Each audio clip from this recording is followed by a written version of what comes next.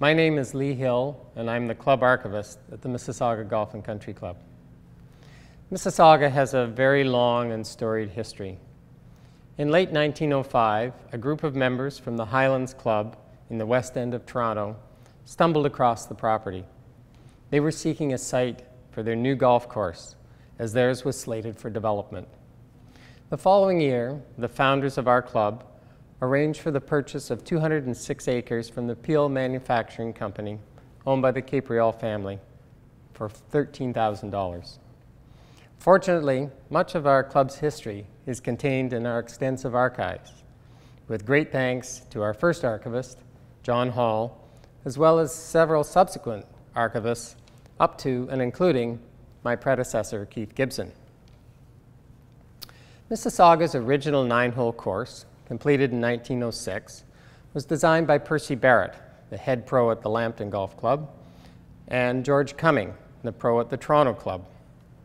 The course was expanded to 18 holes in 1909, as laid out by Cumming and our club's first pro, Willie Locke.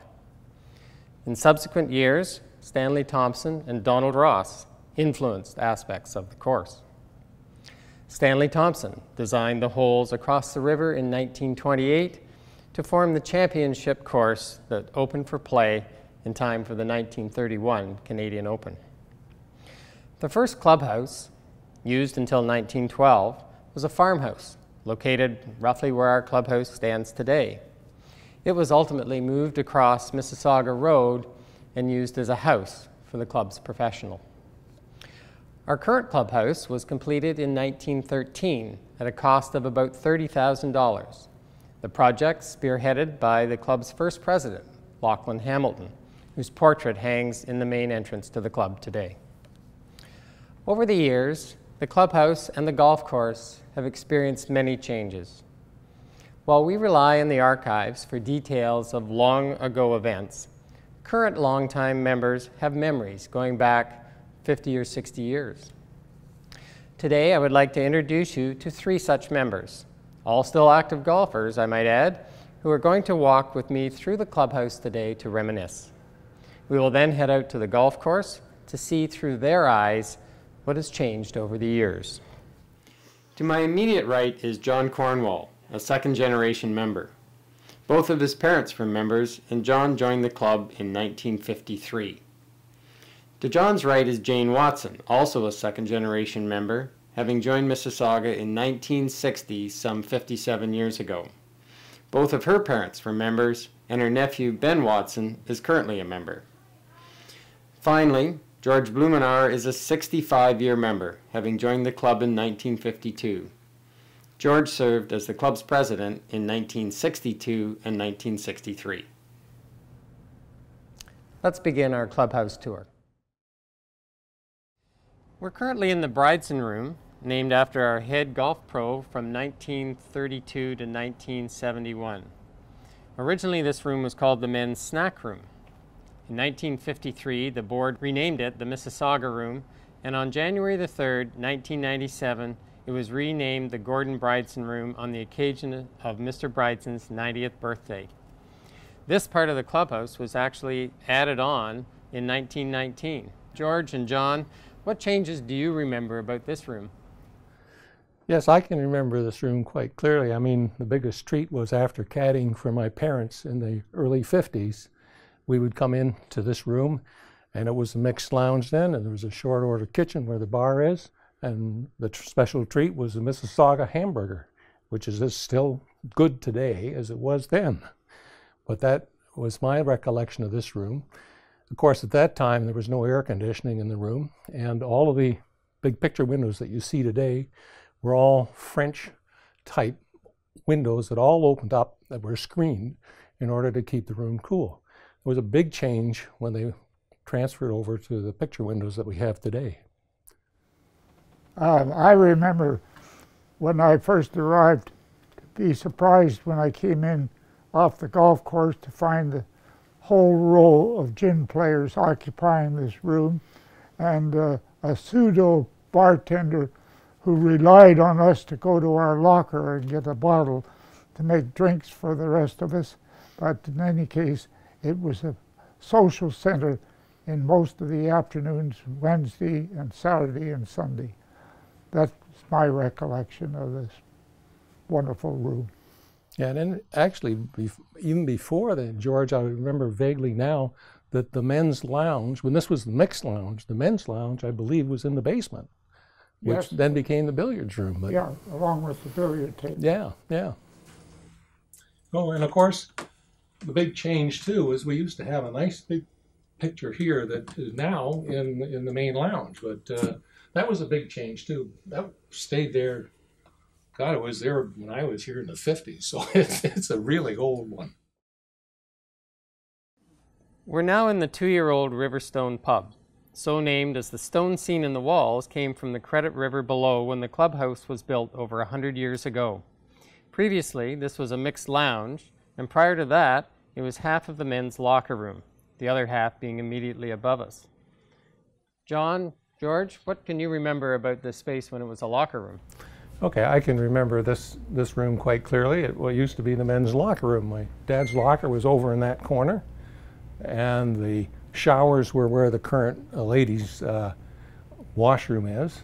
And we all had those egg crate steel lockers that were really quite basic. I think my dad's locker number was 63, but that was a long time ago. I don't remember what my locker was, but I know that it was a back room type of setup, the steel locker rooms. The infamous Connie Smythe was one of the members of that locker room when I joined, but it was quite different from what we're used to now. Bare bones. We're now in the main lounge. Archive pictures show that at one point, where we're standing right now, was actually an outdoor veranda. Where we're standing right now used to be a veranda, and the outside wall of the club was just behind here, and the stone wall that we have here was the wall of the veranda, and the front entrance was just where it is now. That was done in about 1957. It was enclosed.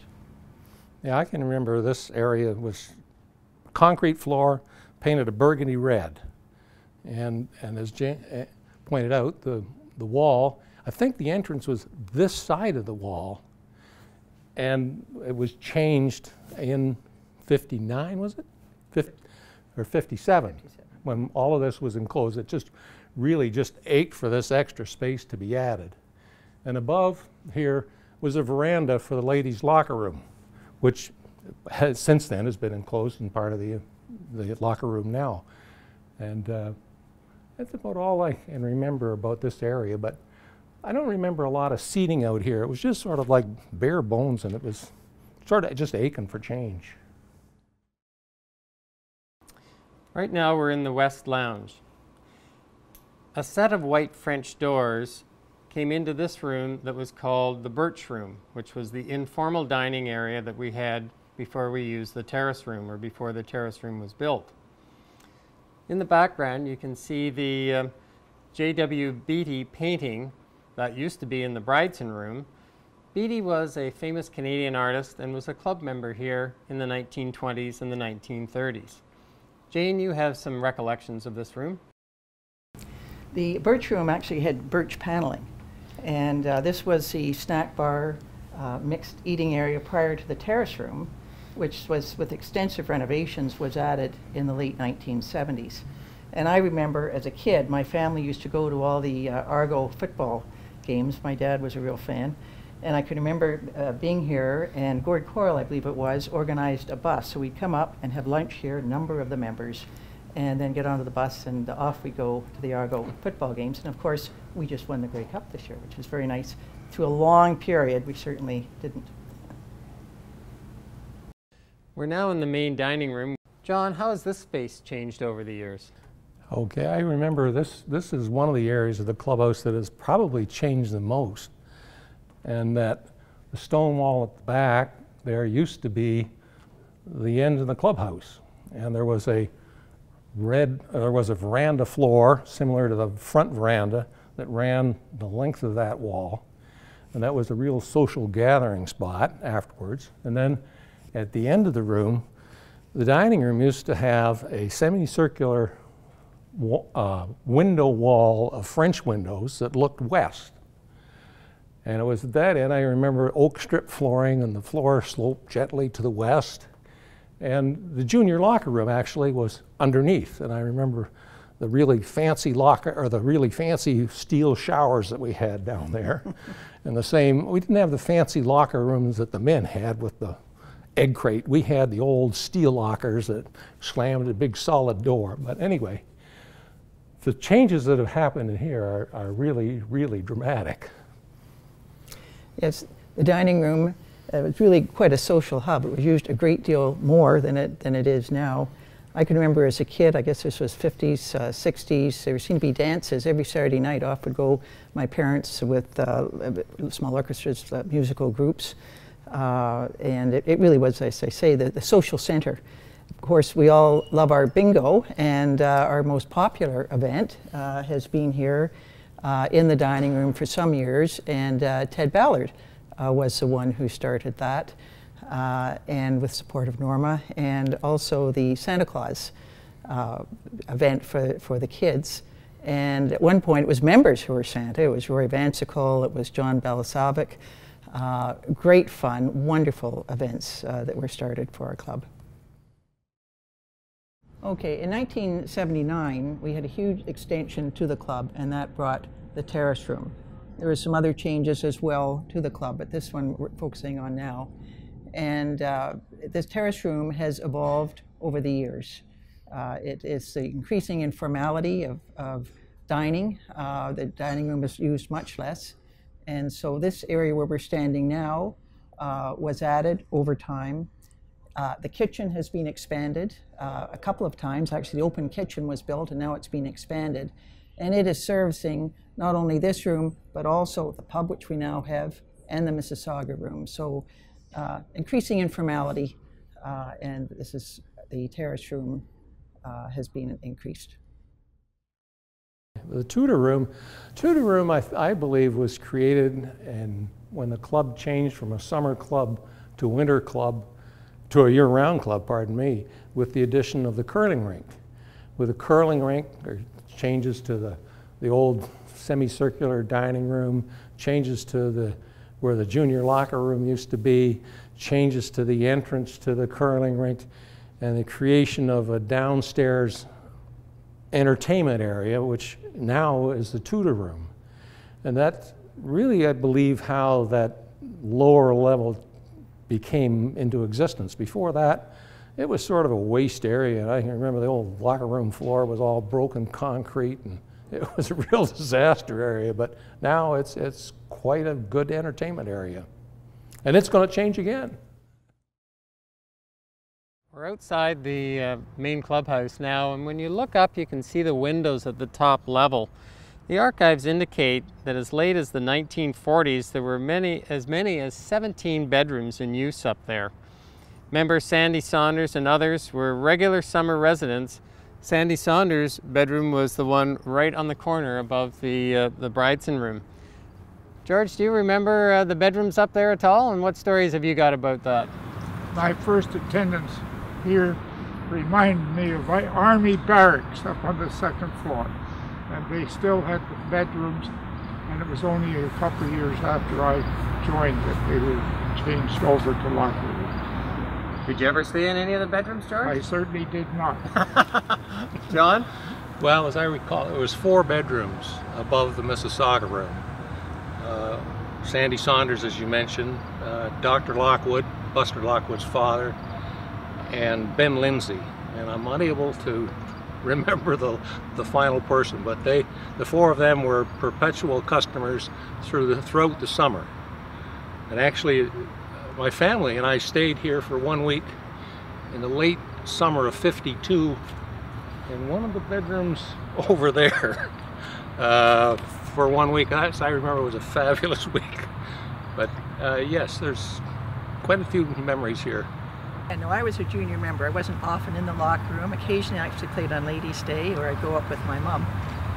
But I can remember it being very cramped, and there were metal lockers. There was a balcony overlooking what was the veranda that John has spoken about. And Alice Jeffries was the attendant, and she was a force to be reckoned with. She was a British lady, short. You always knew she was there. She kept us all in order. So those are the main things I remember. It was fun. She had the most wonderful Cockney accent. She did. Before we head out to the golf course, a couple of other items that we could mention. The curling rink was built in 1958 and opened in 1959. Tennis came to the club in 1978. Up until then, the tennis house is where the golf superintendent lived. Paul Dodson was the last one to live there, and Paul is the older brother of Scott Dodson, who's the course superintendent at our sister club, the Park Club in Williamsville, New York. The driving range, before Mississaugua Road was diverted, was actually on the other side of Mississaugua Road. And the caddy shack was located fairly close to where the cart storage is now.